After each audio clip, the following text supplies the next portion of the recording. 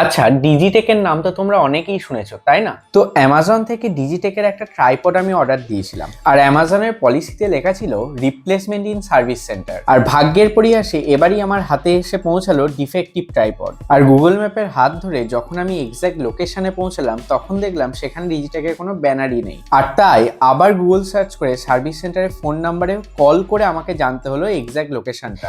এরপর যখন আমি দোকানে গিয়ে পৌঁছালাম তখন দেখলাম দোকানটার নাম ক্যামেরা পয়েন্ট, এবং এখান থেকেই নাকি সবকিছু ডিজিটেকের সার্ভিস হয়। আর যে জিনিসটা 5 থেকে 7 দিনে রিপ্লেসমেন্ট হওয়ার কথা ছিল সেটা রিপ্লেস হতে সময় লেগে গেল 22 দিন। আর লোকেশন নিয়ে আমার মতো হয়রানি যাতে তোমাদের না হতে হয় তাই জন্য আমি ভাবলাম একটা ইনফরমেটিভ ভিডিও বানিয়ে দিই। সহজ কথাই বলতে গেলে স্প্ল্যানেড মেট্রোর 1 নম্বর গেট দিয়ে বেরিয়ে মেট্রো গলি হয়ে তোমরা এখানে খুব সহজেই পৌঁছে যেতে পারবে। আমার অভিজ্ঞতা তো আমি এই ভিডিওর মাধ্যমে তোমাদের সাথে শেয়ার করে নিলাম, কিন্তু তোমাদের মতে কি বলে? ডিজিটেকের মতো এত বড় একটা কোম্পানি সার্ভিস সেন্টারের এরকম অবস্থা হওয়া কি বাঞ্ছনীয়? আশা করি একটা ইনফরমেটিভ ভিডিও আমি বানাতে পেরেছি। ভালো লাগলে do subscribe or follow for more.